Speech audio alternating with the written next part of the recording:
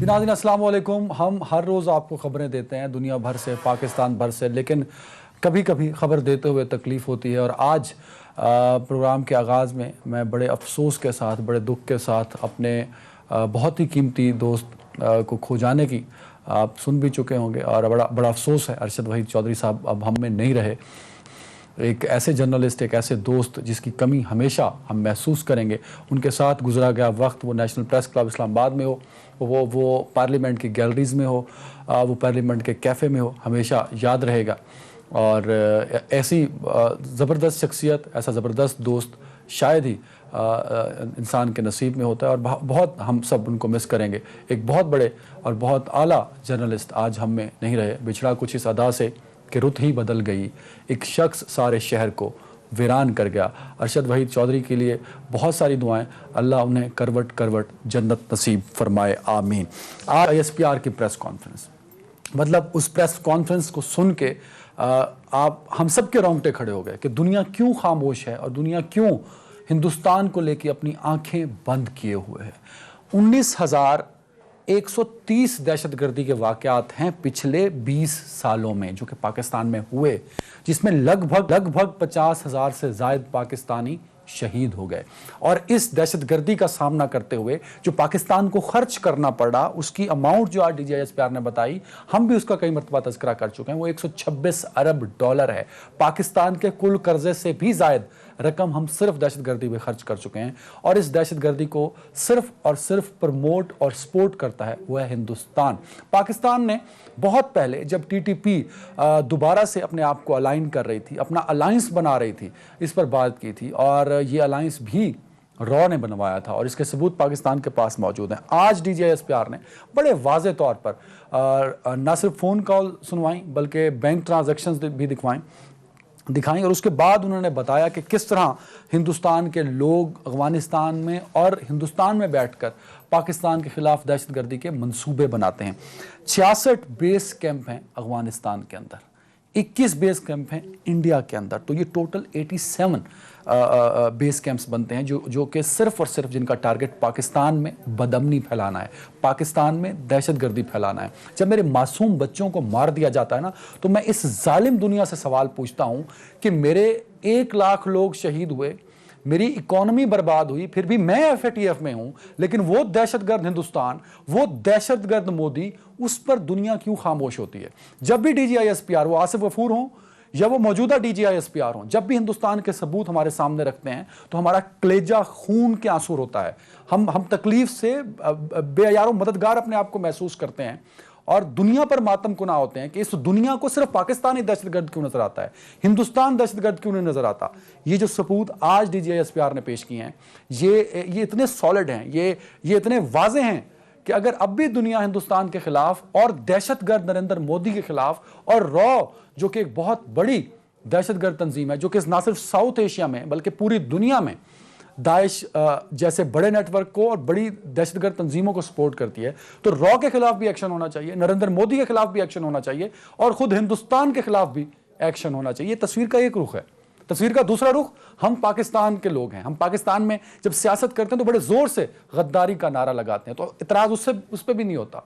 इतराज उस पर होता है जब मुल्क के सियासतदान अपने वोट और अपनी सियासत की खातिर इस मुल्क की फौज को, इस मुल्क के इदारों को नाम ले लेके उन पर तनकीद करते हैं, उन पर तज़हीक करते हैं, उन पर इल्ज़ाम लगाते हैं। दुख तब भी नहीं होता जब इल्ज़ाम लगते हैं, अफसोस तब होता है जब ये सियासतदान अपने वोट और अपनी सियासत की खातिर सिर्फ इल्ज़ाम लगाते हैं, सबूत नहीं देते। तो जब इस नाजुक दौर में पाकिस्तान गुजर रहा है और आज की प्रेस कॉन्फ्रेंस में जो बातें बताई गई हैं वो बड़ी बड़ी हौलनाक किस्म की हैं, अगर फिर भी हम अपने मुल्क के अंदर सियासी इस्तेहकाम पैदा ना कर सके और अपनी सियासत को इल्ज़ाम तराशियों से अलहदा ना कर सके तो पाकिस्तान को शदीद नुकसान पहुंचेगा। क्योंकि दुनिया की बड़ी एजेंसियों में शुमार होता है हिंदुस्तान की रॉ का, दुनिया की बड़ी फौज में शुमार होता है हिंदुस्तान की फौज का, दुनिया के बड़े मुल्कों में शुमार होता है हिंदुस्तान का। तो वो इतना बड़ा मुल्क, इतनी बड़ी फौज और इतने बड़े बजट के साथ पाकिस्तान के खिलाफ ऑर्गेनाइज हो चुका है। तो हमें इस पर एक संजीदगी से सियासी तबके को सोचना होगा। तो इस पर बात करने के लिए मुझे ज्वाइन किया तमाम सियासतदान। चाहूँगा कि आज इस पर भी बात हो सियासी तौर पे कि अपनी सियासत को इल्ज़ाम तराशियों से और मुल्क की सलामती से कैसे अलहदा किया जाएगा। तो इस पर बात करने के लिए मुझे ज्वाइन किया है पाकिस्तान तहरीक इंसाफ से सीनियर रहनुमा और member national assembly Alia Hamza साहबा ने। आलिया साहबा बहुत शुक्रिया वक्त देने के लिए। और साबिक member national assembly Chaudhry Jafar Iqbal हैं, पाकिस्तान मुस्लिम लीग नून से ज्वाइन कर चुके हैं, तो उनका भी बहुत शुक्रिया। रखते सफ़र हैं सर, लेकिन आपने मेहरबानी की कि वीडियो पर आ गए और कुछ देर में हमें ज्वाइन करेंगे। ज्वाइन कर चुके हैं तालपुर साहब हैं, तैमूर तालपुर साहब, वो भी सफ़र में पीपल्स पार्टी से, उनका भी बहुत शुक्रिया। तो आलिया साहब, मैं आपसे और तैमूर तालपुर साहब से इजाज़त लेते हुए, चौधरी जाफर इकबाल साहब, ये जो हिंदुस्तान के हवाले से आज DGISPR ने बड़े वाज़े सबूत रखे, और इस बात को तो आप भी डिनाई नहीं करते कि Hindustan is involve in the terrorism of जो पाकिस्तान में हो रहा है सर, तो क्यों हम सियासतदान, हमारी सियासत जो है वो इदारों पर तनकीद करती है और वो हिंदुस्तान और दहशतगर्दों की जो कार्रवाइयाँ हैं उस पर बात नहीं करती सर? बिस्मिल्लाहिर्रहमानिर्रहीम, बहुत शुक्रिया। सबसे पहले तो मैं भी आपकी तरह अरशद शरीफ साहब के लिए इन्ना लिल्लाहि व इन्ना इलैहि राजिऊन, एक अच्छे दोस्त, एक अच्छे साथी, और पार्लिमान की गलियों में बहुत सारी मुलाकातें उनके साथ, धीमा लहजा, सर सवाल और मुस्बत बात हमेशा उनका शेवा रहा। अल्लाह ताला उन्हें गरीक रहमत करे और उनकी फैमिली को सब्र हौसला दे। आपका अगला सवाल, दहशत गर्दों को एक्सपोज नहीं करते, कब नहीं किया, हिंदुस्तान के खिलाफ चांस कब नहीं लिया, कौन सा ऐसा मौका आया जब सियासतदान छोड़ के पूरा पाकिस्तान नहीं साथ खड़ा हुआ, अपने इदारों के, अपने फौजों के, अपने नीम फौजी दस्तों के? और कब कोई ऐसा वक्त आया कि जब मालो जान की जरूरत पड़ी तो कोई सिविलियन, बज़ाहिर अगर हम यूं कह लें कि हलफ नहीं उठाया हुआ, बाकायदा ट्रेनिंग नहीं, लेकिन एक ट्रेनिंग सबकी है, इसकी बुनियादों में तेरा लहू मेरा लहू, इससे तेरी आबरू इससे मेरी आबरू, इस पर दिल कुर्बान इस पर जान भी कुर्बान। और कोई मौका, मेरा ताल्लुक जिला गुजरात से है, मेरे साथ बिल्कुल LOC भी है, मकबूजा कश्मीर का बॉर्डर भी है, और फिर आगे जो आपका बॉर्डर लाइन है सियालकोट से, वो भी सारी है। और बहुत सारी जंगों में, और हमारे गिर्द अगर मैं खारियां की बात करूं, जेलम की बात करूं, तो हर गांव और हर घर से बेशुमार लोग मुसल्लह अफवाज के साथ शामिल हैं, और उन्होंने भी वहां पे अपनी सारी कुर्बानियां दी। आज की प्रेस कॉन्फ्रेंस और इंडिया के अंदर और अक़वाम मुत्तहिदा से और बैनुल अक़वामी इदारों से अपनी दरख्वास्त, तो मेरा नजरिया बहुत सारे लोगों से मुख्तलिफ है, भले कोई एग्री करे या डिसएग्री करे। जब आप ला इलाहा इल्लल्लाह मुहम्मद रसूलुल्लाह कह रहे हैं, जब आप सुपर पावर एक खुदा कह रहे हैं, जब आपका नजरिया और सोच ये है कि पाकिस्तान इसलिए बना कि इस्लाम को अमली तौर पे इसके अंदर नाफिज किया जाए, तो फिर ये कैसे मुमकिन है कि अक़वाम आलम जो है वो आपके साथी बन जाएं? अगर आप उनके रवैयों पे जाएं, बिल्कुल सोशल सिस्टम बहुत अच्छा है, वो जब बातें करते हैं बहुत अच्छी करते हैं, लेकिन आप जरा ये बता दीजिए कि जदीद तरीन असलहा कहाँ बनता है? आप जरा ये बता दीजिए कि वो जदीद तरीन असलहा कब उन्होंने पिछले अगर 20, 30, 40, 50 साल लें तो मुसलमानों के खिलाफ इस्तेमाल नहीं किया? अगर बिल्कुल आज का जो मौजूदा सिनेरियो है उसके अंदर आप देखें, शाम की बात करें, फलस्तीन की बात करें, आप मिस्र की बात करें, आप लीबिया की बात करें, आप उससे पहले इराक की बात करें, और ये आज जो मकबूजा कश्मीर के अंदर हो रहा है, अगर कोई और, सूडान में क्या हुआ कि कुछ एक तरफ वो थे जो साहब, आप बिल्कुल ठीक कह रहे हैं सर, लेकिन मैं चाहूंगा मेरे सवाल का स्पेसिफिकली जवाब मिल जाए तो मैं आगे बढ़ूंगा, क्योंकि आपके जलसों में फौज पर तनकीद होती है। इन बुरे दिनों में जब LOC पे फायरिंग हो रही है, दहशतगर्दी के मंसूबे बन रहे हैं, आपके जलसों में ही फौज के खिलाफ नारे लगते हैं जो कि नहीं होने चाहिए। मैं स्पेसिफिकली ये बात कर रहा हूं सर। मुसल्लह अफवाज पे नहीं यूं सलूट किया कायदे मोहतरम ने हाथ उठा के, और मैं भी करता हूं और हर पाकिस्तानी करता है, लेकिन अगर आप ये बात करें कि वो जनरल आसिम सलीम बाजवा साहब, जो भी खबरें आ रही हैं कि शायद मुल्क छोड़ के चले गए हैं या जाने वाले हैं, तो जब उनकी बात हो और उनको लैंड क्रूजर जो है वो 44,000 में मिले V8, जब उनकी 99 कंपनीज हो, जब वो DGI साहब, आप ठीक कह रहे हैं, मैं भी कह रहा हूं अकाउंटेबिलिटी होनी चाहिए, जनरल आसिम सलीम बाजवा की होनी चाहिए, लेकिन वर्दी में मलबूस फौजी सरबराहान के नाम लिए गए सर, आपके जलसों में रोज लिए जाते हैं जब भी नवाज शरीफ साहब वीडियो लिंक पे खिताब करते हैं। आसिम सलीम बाजवा साहब करप्शन करेंगे, अपना काम नहीं करेंगे, अगर कोई दूसरा फर्ज जो है वो फैजाबाद धरने का हिस्सा बनेगा, मेरी अदालत लिखेगी तो मैं क्या कहूं? मैं उन्हें तगमा दूं? जब दिफाए वतन की बात आए तो ये कौम निशाने हैदर देती है, जब दिफाए वतन की बात आए तो ये अपनी मुसल्लह फौज के लिए कील कांटा हर चीज मुहैया करती है। लेकिन जब उनसे पूछना पड़े कि भाई ये आपका काम नहीं है कि आप फैजाबाद के धरनों में नजर आओ, आपका काम नहीं है कि आप तब्दीली के साल का नारा लगाओ, आपका काम नहीं है कि आप पॉलिटिकल इंजीनियरिंग करो, तो फिर मुझे आप गद्दार कह देते हैं। फिर अय्याज सादिक की तस्वीरें आप लगाते हैं लाहौर के अंदर रात के अंधेरे में, और मैं ना पूछूं कि वो रात के अंधेरे में कौन सा मुहिबान वतन है जो मोदी की और अभिनंदन की तस्वीरें लाहौर के अंदर लगा रहे हैं। इंडिया तो लाहौर में ना पहुंच सका, लेकिन वो रात को सर हो सकता है आपके पॉलिटिकल जो अपोनेंट्स हैं उन्होंने लगाई हो ना, मतलब बगैर सबूतों के तो फौज को मुतनाज़ ना करें सर।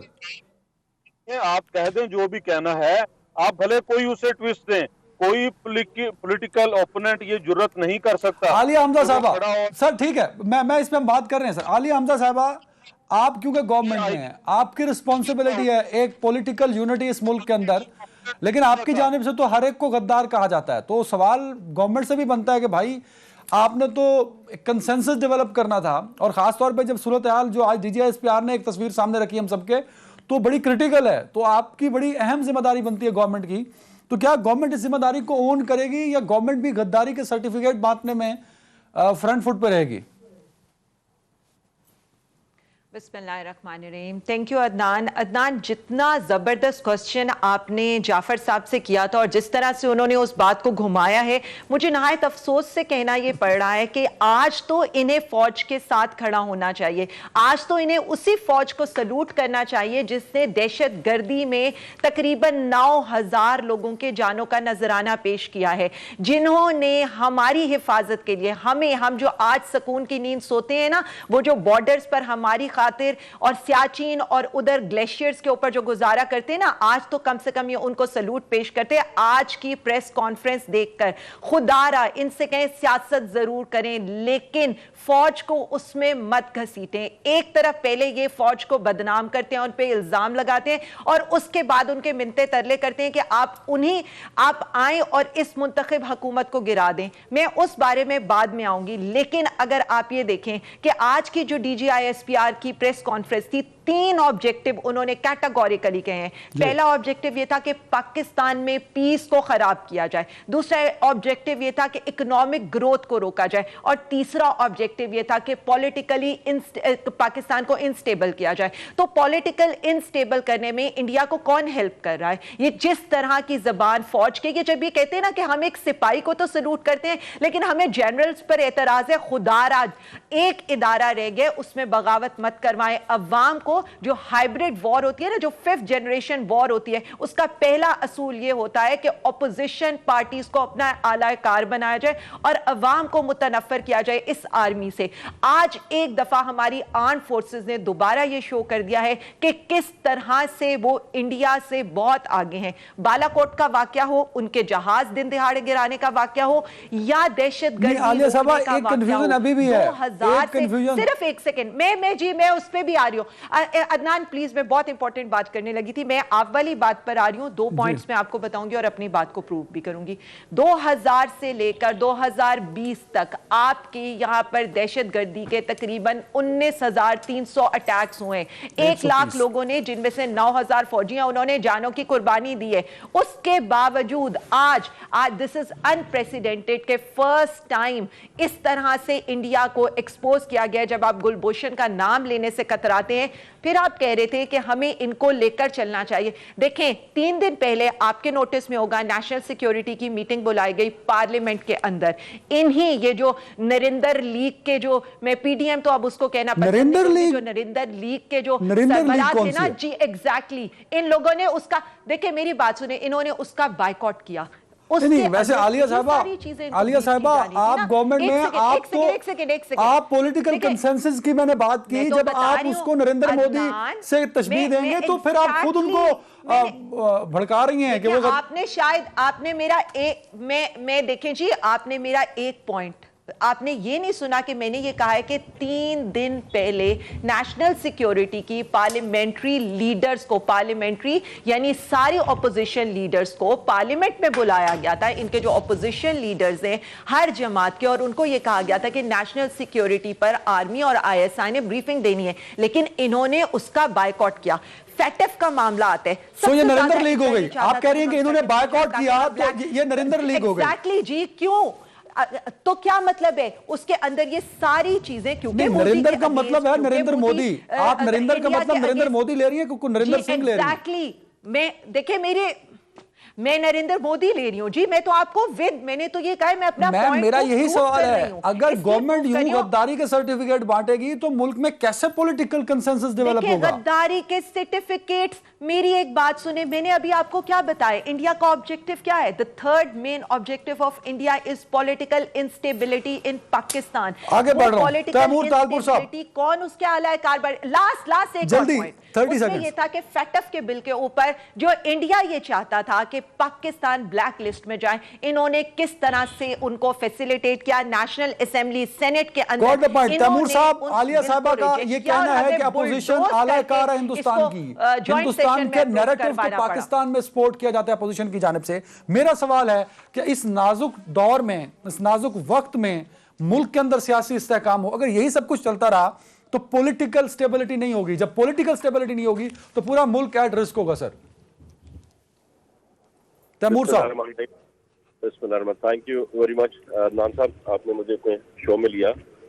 पहली बात तो मुझे बड़ा दुख हुआ, मेरी बहन ने जिस तरह से अपने ही मुहब्बे वतन दूसरी पार्टियों को नरेंद्र लीग और नरेंद्र मोदी के दर्जों से नवाजा, तो जरा ये अपने गिरेबान में झांक कर देखें कि ये मुल्क को किस वर्ज पर ले आए हैं, इनसे मांगा क्या जाता है और ये करते क्या हैं। ये जो नाअहल सेलेक्ट होकर यहाँ पे आ गए हैं, जिनको अब अवाम में रिजेक्ट कर दिया है, इनके पास कोई राइट नहीं है कि ये इस तरह से दूसरों पे इल्जाम लगाए। ये वही काम कर रहे हैं मेरे ख्याल से जो इंडिया चाहता है। आप अपनों को इंडियन कह रहे हैं, उनकी पॉलिसीज फॉलो करवा रहे हैं, यानी कि आप पॉलिटिकल इंस्टेबिलिटी ला रहे हैं, जिसके बारे में आज ISPR में डिस्कस हुआ था। तो मोहतरमा जरा अपना किबला दुरुस्त करें ताकि दूसरा भी अपना कुछ उनसे सीखे, बजाय इसकी कि गवर्नमेंट की पॉलिसी को इस तरह से लोग फॉलो करें। उनको तो ये सोचना चाहिए कि FATF में जो चीजें नहीं मांगी थी वो भी इन्होंने ऐड कर दी हैं, और जो उन्होंने काला कानून जो लाए हैं ये सब इनकी अपनी नाअहलियों की वजह से है। जिस तरह से नेशनल असेंबली के इजलास में पार्लियामेंट्री लीडर्स को, पार्टी लीडर्स को, MNS को बात नहीं करने दी कि पता ना चल जाए अवाम को कि क्या शरूत मान के उस FATF के बिल के अंदर ला रहे हैं। उन्होंने सबसा जो काला कानून ये लाए हैं, उस काले कानून के थ्रू किसी को अरेस्ट करके अरसा दराज अपनी मर्जी पर रख सकते हैं, बगैर किसी वारंट के, बगैर किसी पेपर वर्क के, बगैर किसी सबूत के। तो ये शायद इसको भी पॉलिटिकल विक्टिमाइजेशन में ही मोहतरमा मेरे ख्याल से इस्तेमाल करना चाह रही है। जिस तरह की समझते हैं कि पूरी आप अपोजिशन को एक साथ नैब के केसेस कर देंगे तो उससे कुछ फर्क नहीं पड़ेगा। बिल्कुल ठीक है, मुझे बहुत बिल्कुल ठीक है। तैमूर भाई, मुझे ब्रेक का कहा जा रहा है, ब्रेक पे जा रहा हूं नाज़रीन। ब्रेक के बाद बात करेंगे गिलतान में अवाम कल हक के राय दही इस्तेमाल करते हुए सियासी तौर पर किस पार्टी को सपोर्ट करेंगे, किसकी अगली हुकूमत होगी, क्योंकि गिलगित बल्तिस्तान के जो गुज़श्ता इलेक्शन कैंपेन गुजर चुकी, आज कल से ख़त्म हो चुकी है, तो कल उस पर वोट पड़ेंगे और कल नताइज सामने आएंगे। वो बड़ा इंपॉर्टेंट है कि सियासत मुल्क की किस तरफ जा रही है, अपोजिशन के पलड़ा भारी होगा या PTI वहाँ पर गवर्नमेंट बनाएगी। इस पर बात करेंगे एक ब्रेक के बाद।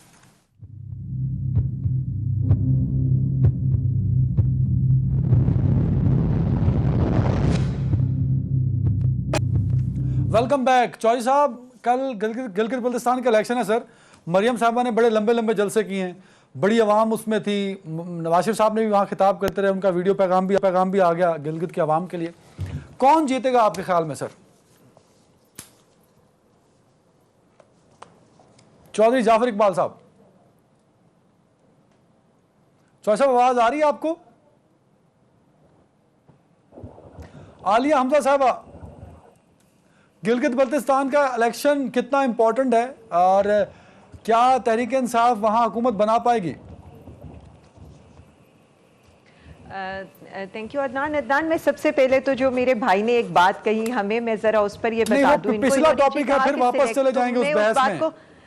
नहीं, मैं बस 2 मिनट में, आपको पता है मैं तो फौरन खत्म करती हूँ बातों को, मैं तो इतनी लंबी चौड़ी बात नहीं करती।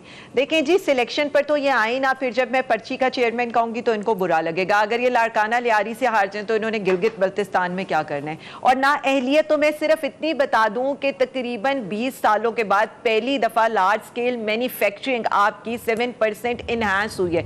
हर सेक्टर आपका ग्रोथ में जा रहा है और उसके अलावा एक्सपोर्ट्स भी आपकी बढ़ रही है। ये हमारी ना अहली है। सबसे कम हमने इस अरसे के अंदर कर्ज लिया और सबसे ज्यादा हमने कर्ज इस अरसे के अंदर वापस किया। हमारी ना अहली, अब अगर मैं सिंध से कंपैरिजन करूं तो क्या मैं अब मतलब एप्पल और ऑरेंज का कंपैरिजन हो जाएगा? कहां हम पाकिस्तान को ऊपर लेकर जा रहे हैं और कहां सिंध दिन ब दिन जो है वो तनज़्ज़ुली की तरफ जा रहा है। फिर आ जाए जी, इन्होंने एक और बात पर कमेंट किया था फैक्टिफ में। इन्होंने कहा जी हमने यूजलेस किस्म के लॉज, जी बिल्कुल यूजलेस लॉज हैं। भैंस चोरी कर लें, गाजरें चोरी कर ले, बकरी चोरी कर ले, उसको कॉग्निजेबल होना चाहिए, यानी उस पर तो पकड़ा जाना चाहिए। लेकिन मनी लॉन्ड्रिंग करें ओमनी ग्रुप से या पापड़ वाला, दूध वाला, इनके अकाउंट से अगर पैसों से मनी लॉन्ड्रिंग करके टीटियां लगाएं तो कॉग्निजेबल नहीं होना चाहिए, उसमें बिल्कुल नहीं पकड़ना चाहिए। अच्छा, अब आ जाए गिलगित बल्तिस्तान के ऊपर। अदनान, गिलगित बल्तिस्तान के लोग बहुत समझदार हैं। गिलगित बल्तिस्तान का जो जिसे कह लें कि आपका जो रेट है वहां पर लिटरेसी का, दैट इज 98%। और उनको ये पता है कि ये इलेक्शन उनके लिए कितना इंपॉर्टेंट है और पाकिस्तान के लिए, क्योंकि सी पैक का रास्ता, सी पैक का दरवाजा गिलगित बल्तिस्तान से जाता है और चाइना पाकिस्तान का बॉर्डर, वो बहुत पढ़े लिखे हैं, वो बहुत समझदार है, पर वोट किसको देंगे? मतलब मैं ये सवाल मेरा वोट, और वो जी पाकिस्तान तहरीके इंसाफ, जी बिल्कुल जी पाकिस्तान तहरीके इंसाफ इंशाअल्लाह ताला वहां से क्लीन स्वीप करेगी और इंशाअल्लाह ताला उनका सूबा भी बनेगा, उनको हर तरह के हकूक भी मिलेंगे। हम बिल्कुल ये नहीं उनको कहेंगे कि हम सिंध की तरह आपको बना देंगे। मैं तो बिलावल साहब से सिर्फ इतना ये कहूंगी कि खुदारा गिलगित बल्तिस्तान को बद्दुआ ना दे। कोई भी सूबा, किसी भी सूबे की मैं बात करती हूँ, किसी को भी अल्लाह सिंध की तरह वाली तरक्की ना दे। बिल्कुल ठीक है, बिल्कुल ठीक है। तैमूर भाई, आलिया साहबा कह रही हैं कि लिटरेसी रेट बहुत ज्यादा है, इसलिए वोट सिर्फ पीटीआई को पड़ेगा। तैमूर भाई भी हैं साथ के नहीं है? कर दें आपको कि मेरी बहन जरा मेरे ख्याल से दिल पे ले गई।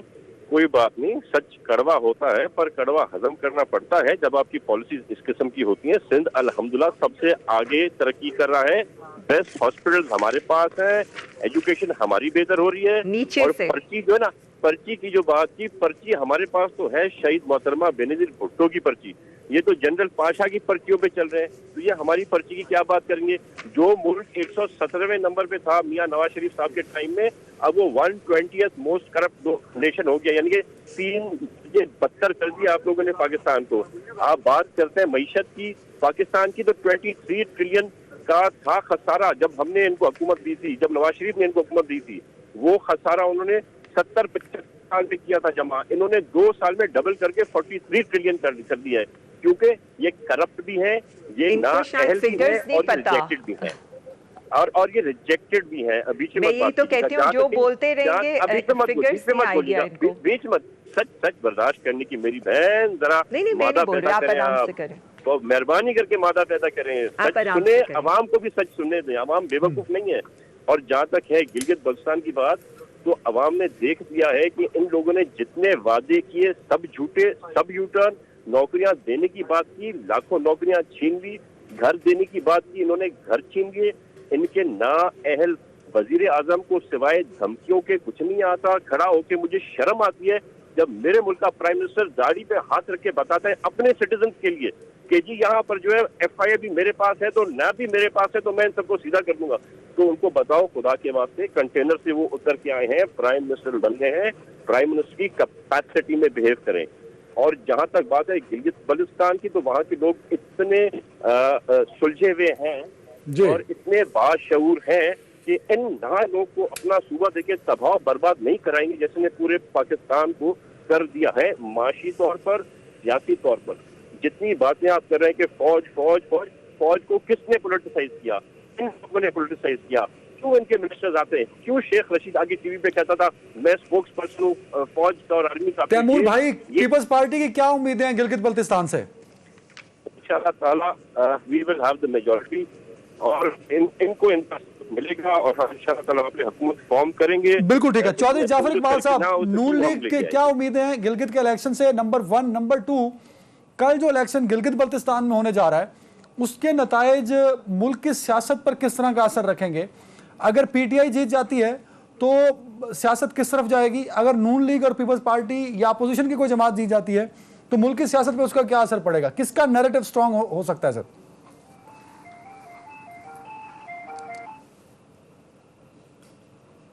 चौधरी साहब की आवाज।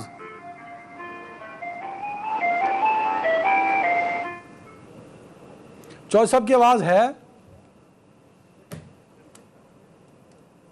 चौधरी साहब आपकी आवाज का प्रॉब्लम, मुझे एक ब्रेक लेने दें, मैं ब्रेक के बाद आपकी तरफ आता हूं। ब्रेक ले लें जी।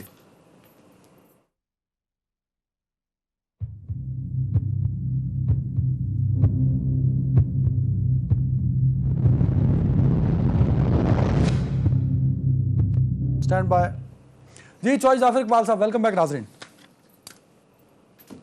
चौधरी साहब, आपके सवाल से पहले मैं अभी मोहतरमा MNA साहिबा जो कह रही थी इस नेशनल सिक्योरिटी काउंसिल के इजलास में हम नहीं आए, मैं सिर्फ ये याद कराना चाहूँगा कि 5 साल 2013 से 18 तक तैयब अर्दगान आए या कोई और अहम मसला हो, इमरान खान साहब कभी नहीं आए बतौर रुकन कौमी असम्बली और बतौर पार्टी लीडर, कहीं उन्होंने पार्टिसिपेट नहीं किया।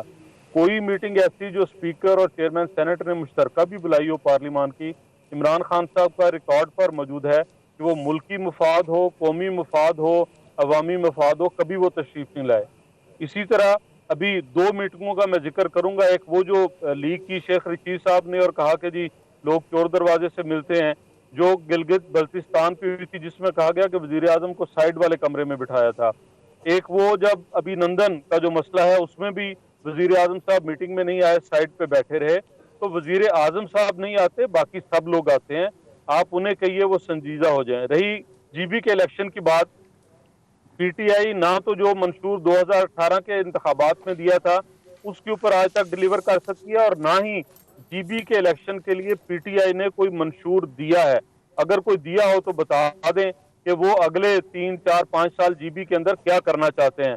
हाँ, एक काम किया है कि दयामीर भाषा डैम पे जो मियां नवाज शरीफ साहब ने 100 कुछ अरब लगाए थे और जमीन खरीदी थी, ये बता दें कि अपने 2 सालों में कितने लगाए और अभी साल की एलोकेशन क्या है और कितने खर्च हो रहे हैं, तो आपको पता चल जाएगा कि ये कितने सीरियस हैं मुल्क की तरक्की में और जीबी के लिए।